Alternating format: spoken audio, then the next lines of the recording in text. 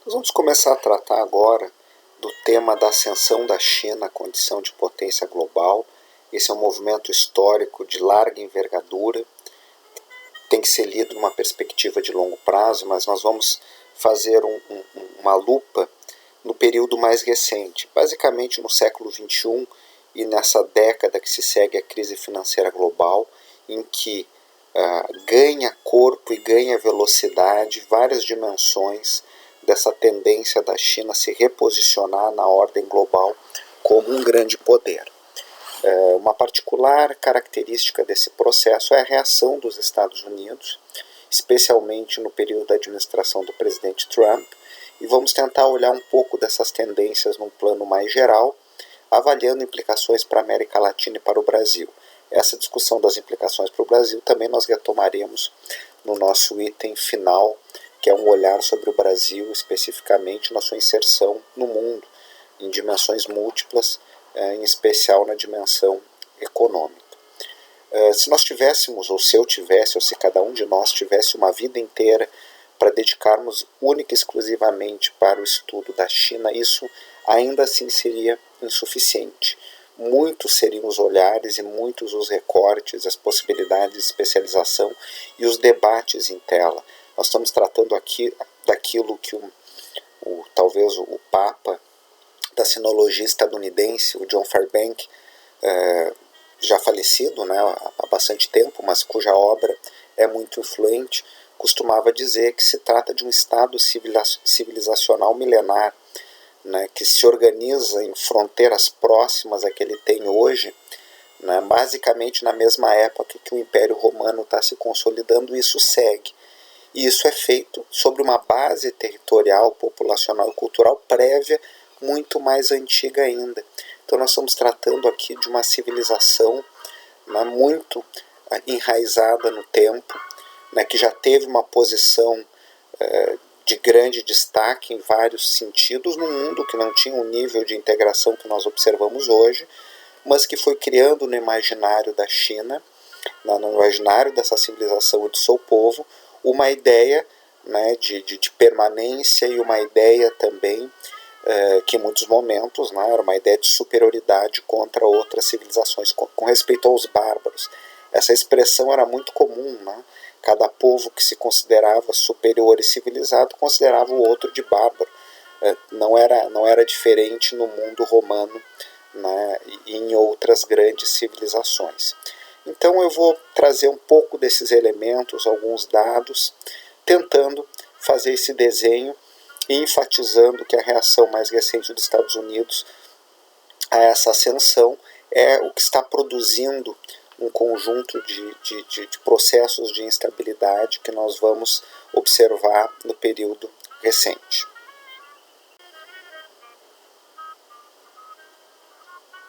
Aqui eu estou exemplificando alguns trabalhos, e aqui não se trata de um olhar exaustivo, mas são alguns dos autores que eu particularmente tenho lido, e é uma pequena amostra, né, e que tratam desses múltiplos olhares sobre a China, tanto na perspectiva do Ocidente lendo a China, quanto na perspectiva dos próprios chineses pensando o seu processo de transformação.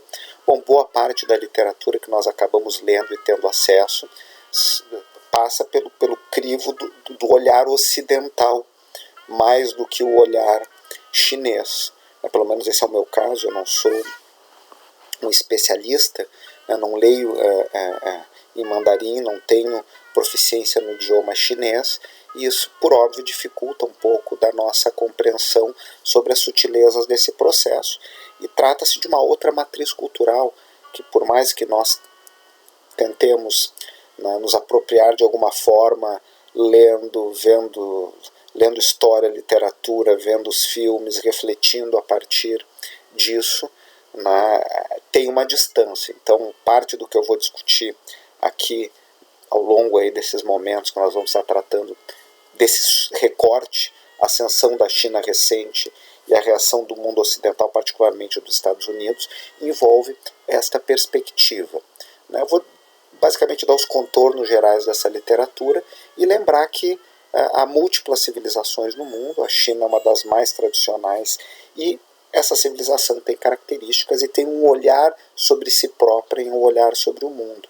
Parte dos desencontros e parte das tensões, especialmente desde a leitura dos Estados Unidos sobre a China, é imaginar que a China vai se tornar ocidental. Então, essa leitura de colocar sobre essa civilização, sobre o seu Estado, sobre suas lideranças, sobre a sua estrutura social, econômica e política, a crença de que eles irão incorporar plenamente aquela que é a perspectiva ocidental ou estadunidense, pode ser parte dos desencontros que nós estamos observando. Essa ideia não é uma ideia minha, né? Essa é uma ideia, por exemplo, do professor de Harvard, o professor Graham Allison, né, que tem esse livro muito interessante chamado Destinado para a Guerra, né?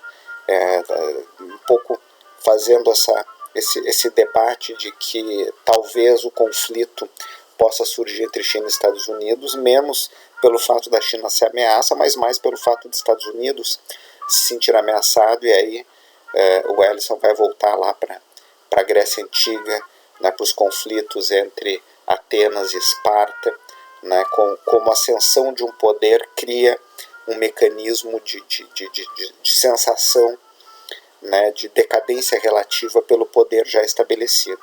Bom, são, insisto, múltiplos olhares. Eu sou um economista que trabalha temas do desenvolvimento e da inserção internacional do Brasil, mas que desde a tese de doutorado, minha tese de doutorado foi sobre a crise financeira asiática, há mais de 20 anos atrás, eu tenho procurado compreender um pouco melhor as características da ascensão desta região, de um modo mais geral, diante da estagnação ou semi-estagnação latino-americana dos anos 80 para cá. É um outro tema, é um outro curso, mas só um pouco para comentar por onde eu entro nessa discussão de China e por onde eu entro na discussão mais geral sobre essa mudança geoeconômica e geopolítica, de uma maior centralidade do mundo oriental, da Ásia-Pacífico, do leste da Ásia. Do ponto de vista econômico, isso tem sido muito claro. Pois bem, então vou tratar de fazer esse recorte. Essas são algumas referências, outras eu estou trazendo aqui para vocês, e essas referências envolvem debates na literatura.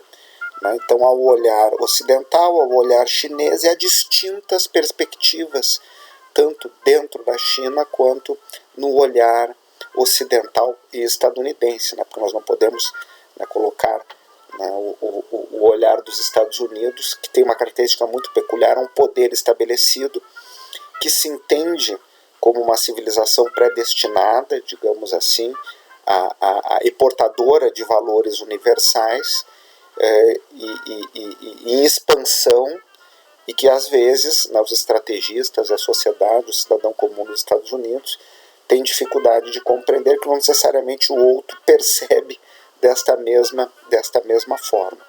E não é à toa que no período recente cresce. Essa é uma mensagem que eu queria deixar muito clara, até porque tem repercussões aí. Estamos às vésperas das eleições nos Estados Unidos.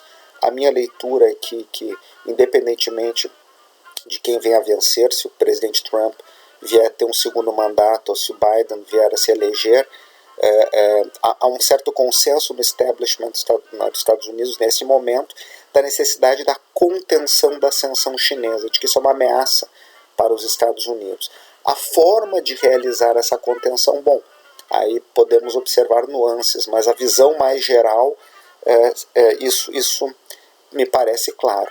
O porquê disso? Bom, isso também é uma outra discussão, seria um outro curso específico, talvez eu não tenha competência para tanto, mas mas sou curioso e tenho lido, estudado e refletido sobre isso, pensar exatamente um pouco da lógica dos Estados Unidos, como os estadunidenses se enxergam a sua história, enxergam o seu futuro, e como essa visão de futuro entra em xeque quando a China ascende. Isso está muito claramente demarcado nos documentos, inclusive os oficiais, e em boa parte da literatura, que é o que eu vou estar trazendo aqui para vocês. Então, em grande medida, boa parte do que eu vou estar discutindo aqui carrega o prisma do olhar estadunidense, sobre esse processo da ascensão chinesa, percebido isso como ameaça. Esse tem que ser o olhar brasileiro? Bom, isso é uma outra discussão, nós vamos fazer um pouco dessa discussão também. né? Aparentemente nós estamos vivendo esse conflito, né? Muitos chamam de uma nova Guerra Fria. Quer dizer, o Brasil tem que tomar um lado ou não tem que tomar um lado dessa Guerra Fria? Esse é um outro debate. Vejamos na sequência aqui dessas apresentações.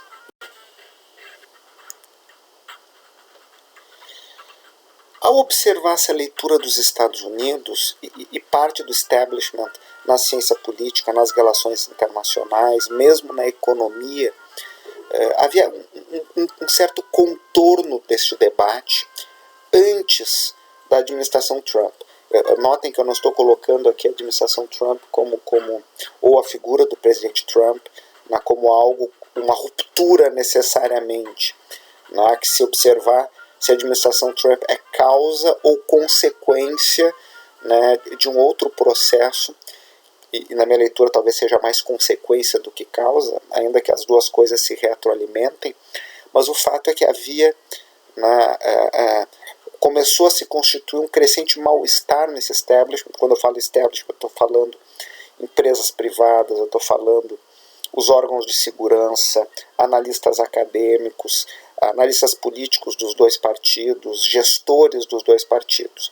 Então, uma primeira perspectiva enxergava a China como uma ameaça aos valores americanos, estadunidenses, às instituições multilaterais criadas no pós-guerra sob a liderança dos Estados Unidos, e uma ameaça à hegemonia dos Estados Unidos e aos valores ocidentais, entendido como sinônimo, valores ocidentais como um sinônimo dos valores estadunidenses e a hegemonia estadunidense. Notem, essa é a leitura que vem do establishment desde os Estados Unidos. E que isso inevitavelmente geraria guerras. Se é uma guerra quente, se é uma guerra fria, se são múltiplas guerras, comercial, tecnológica, etc., isso não estava exatamente, alguns achavam que a guerra poderia ser quente ou não, isso não fazia parte das estratégias. Isso eu estou colocando, digamos, é o debate que vai ganhando força nos anos 2000. Né? Cito alguns autores aí que se posicionavam nessa perspectiva. Outros autores mais, digamos, liberais, a primeira leva serão autores mais nacionalistas na perspectiva dos Estados Unidos, outros autores mais liberais e internacionalistas, né? São simplificações, são conceitos que mereceriam um maior rigor analítico, mas percebiam a possibilidade de uma parceria, digamos assim. Bom, por questões demográficas, a China pode vir a ser, inclusive, uma economia maior do que a dos Estados Unidos, mas o poder é múltiplo, há múltiplas dimensões. Os Estados Unidos podem manter a liderança tecnológica, podem manter a liderança militar. No caso, a China poderá ser uma parceira para defender a ordem global liberal aberta. Era uma percepção de que a ascensão da China, na medida que as suas empresas se internacionalizassem, na medida em que os seus capitais se internacionalizam, que a China fosse um ator mais forte no comércio e nas demais relações internacionais, seria do interesse da China manter e sustentar os órgãos multilaterais, da ONU, passando pela OMC, passando por várias estruturas. Então, na questão econômica, securitária, meio ambiente, saúde. Então, essa ideia da necessidade de cooperação global por meio de órgãos multilaterais. Então, havia esse desenho de uma parte do establishment. Pois bem, com a administração Trump, né, vai se criando uma outra perspectiva. Alguns autores, inclusive autores que são autores próximos ao pensamento conservador mais tradicional nos Estados Unidos, há um pensamento conservador mais tradicional, internacionalista, liberal, e há um pensamento conservador novo, mais nacionalista. Quer dizer, esse novo é velho também, em grande medida, muito mais vinculado ao que autores vão chamar de populismo ou nacionalismos populistas, que vão enxergar na administração Trump, já antes da eleição e a partir dessa eleição, como uma ameaça às instituições multilaterais, ameaça à ideia de uma ordem liberal.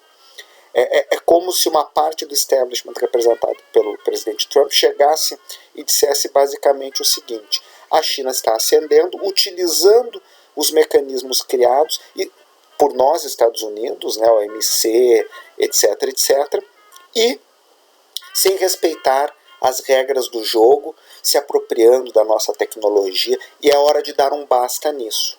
E é hora de nós redesenharmos essas instituições. porque elas não nos interessam mais.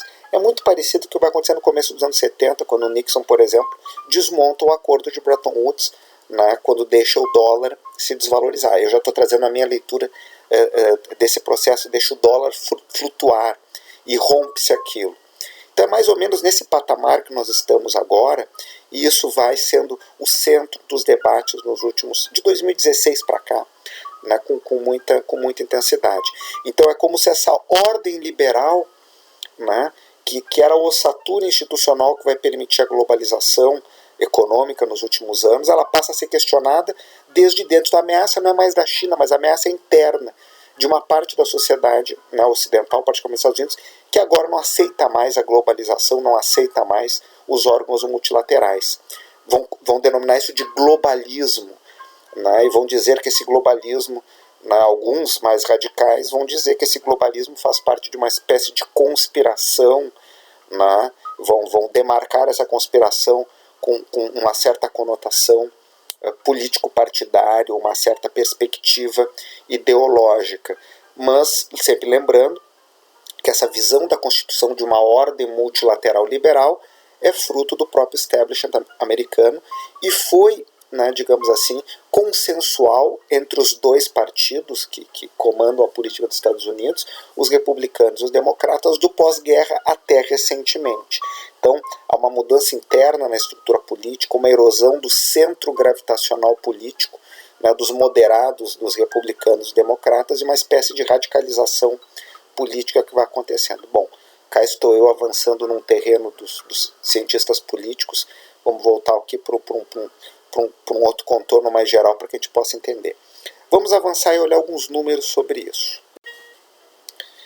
Então, antes de nós percebermos, né, um pouco mais detalhadamente esses debates, vamos aqui olhar uma vez mais, né, um pouco o quadro, né, uma foto nesse momento, para entender que Estados Unidos e China são grandes países, com grandes áreas, com grandes populações. A China ainda é o país mais populoso do mundo, rapidamente será ultrapassado pela Índia, e grandes economias. Então nós estamos falando de grandes poderes, e uma civilização milenar, e uma jovem civilização que herda a visão ocidental do mundo, entendida essa a partir da tradição judaica cristã, a partir da tradição greco-romana, e que tem uma temporalidade muito parecida. Então são civilizações antigas, mas que têm visões distintas de mundo.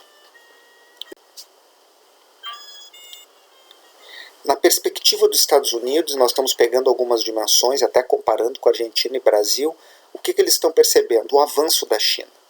O avanço da China em termos de tamanho de economia, quer seja medido em valores correntes e paridade de poder de compra. Do ponto de vista populacional, o tamanho, por mais que a população da China seja muito grande, a maior do mundo, outras regiões vêm crescendo e isso vai fazendo com que a participação relativa dos Estados Unidos caia. Mas notem que, do ponto de vista de população, o tamanho, o peso gravitacional da China tem que ser percebido. Quer dizer, é praticamente 20% da população global, e em termos de PIB está se aproximando disso, e talvez até avance mais ainda. Se nós formos olhar o estoque de capital medido aí em dólares internacionais e paridade de poder de compra, aí sim, hoje a China já tem uma base. Quando nós estamos falando de estoque de capital, nós estamos falando do quê? Estradas, fábricas, cidades, capacidade de produzir e de organizar uma infraestrutura física. A China estava muito atrás, muito abaixo do seu peso populacional, inclusive, e agora avançou. Em termos per capita, né, o estoque de capital per capita dos Estados Unidos ainda é quase 3 vezes maior do que o da China. A China vai emparelhando, né, porque tem uma grande população. Só que está fazendo essa infraestrutura muito mais moderna, muito mais nova. A China tem uma quantidade de quilômetros de ferrovias, de trens de alta velocidade, com trens chineses, tecnologia chinesa, que é um múltiplo do que todo o resto do mundo tem. E esses investimentos são recentes. Então isso cria uma sensação de ameaça. Por outro lado, a liderança militar.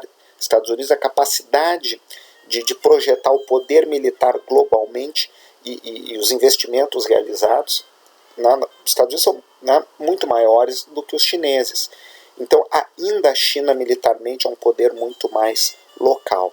E o avanço da China é tão grande que, se nós formos olhar lá atrás, própria América Latina, o Brasil tinha um peso, em termos de tamanho de PIB, maior do que a própria China, né? O equivalente, com uma população menor. E a China nos deixou relativamente para trás, que é um dos sinais do seu progresso. Agora, para mostrar para vocês alguns gráficos aqui, comparando China e Estados Unidos, em dólares constantes, como a China vem avançando. Então isso vai dando essa sensação de decadência relativa. Ambos os países, suas populações vêm caindo como proporção da população global, mas ainda a população chinesa muito maior, o que dá uma constelação de possibilidades de recursos, né, na China muito grande. Aqui em termos de estoque de capital, né, nós tínhamos visto uma foto e agora olhamos o movimento ao longo do tempo de crescimento relativo muito grande, a China deixando os Estados Unidos para trás em valores absolutos na participação do total global, per capita os Estados Unidos na frente ainda. O gasto militar dos Estados Unidos no pós-guerra, os Estados Unidos estavam muito à frente do mundo e vem perdendo participação relativa porque o mundo vem gastando mais e a China vem avançando também nesse front.